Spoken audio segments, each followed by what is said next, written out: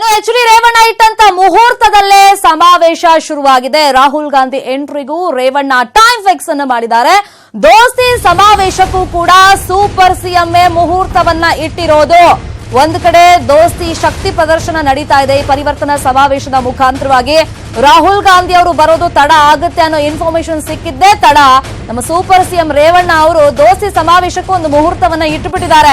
So ರಾಹುಕಾಲ ಶುರು ಆಗ್ಬಿಡುತ್ತೆ correct ಆಗಿ ಸಂಜೆ 4:56ರಿಂದ 6:27 ತನಕ ರಾಹುಕಾಲ ಇದೆ. ಸೊ ಅಷ್ಟರ ಒಳಗೆ ಸಮಾವೇಶ ಉದ್ಘಾಟನೆ ಆಗ್ಬೇಕಂದ್ರೆ ಚಾಲನೆ ಸಿಕ್ಬಿಡ್ಬೇಕು. ಹಂಗಾಗಿ ನೀವು ಶುರು ಮಾಡ್ಕೊಳ್ಳಿ ಅಂತ ಕಾಲ ನಿರ್ಣಯವನ್ನ ಮಾಡಿಕೊಟ್ಟಿದ್ದಾರೆ ಸಚಿವ ಎಚ್.ಡಿ.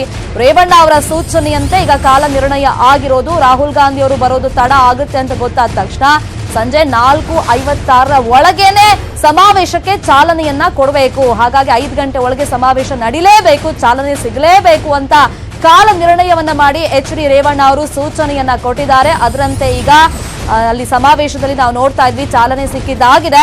ಸಂಜೆ 4:56ರಿಂದ 6:27ರವರೆಗೆ ರಾಹುಕಾಲ ಇದೆ. ಹಿನ್ನೆಲೆಯಲ್ಲಿ 5 ಗಂಟೆ ಒಳಗೆ ಸಮಾವೇಶ ನಡಿಬೇಕು ಅಂತ ಸಚಿವ ಎಚ್.ಡಿ. ರೇವಣ್ಣ ಅವರು ಸೂಚನೆಯನ್ನ ಕೊಟ್ಟು ಈ ಕಾಲ ನಿರ್ಣಯ ಎಲ್ಲ ಮಾಡಿದ್ದಾರೆ. ಯೂಶಲಿ ಜೆಡಿಎಸ್ ಅಲ್ಲಿ ಕುಮಾರಸ್ವಾಮಿ ಇರ್ಬೋದು, ದೇವೇಗೌಡರು ಇರ್ಬೋದು, ಅಥವಾ ಜೆಡಿಎಸ್ ನ ಯಾವುದೇ ಕಾರ್ಯಕ್ರಮ ಇರ್ಬೋದು, ಸೊ ಅದಕ್ಕೆಲ್ಲ ಮುಹೂರ್ತ ಇರೋದೇ ರೇವಣ್ಣ ಅವರು. ಆದ್ರೆ ದೋಸ್ತಿ ಅಂದ್ರೆ ಕಾಂಗ್ರೆಸ್ ಪಕ್ಷದ ಅಧ್ಯಕ್ಷರು ಬಂದಂತ ಸಮಾವೇಶಕ್ಕೂ ಕೂಡ ಈಗ ರೇವಣ್ಣ ಅವರೇ ಟೈಮ್ ಫಿಕ್ಸ್ ಮಾಡಿದ್ದಾರೆ.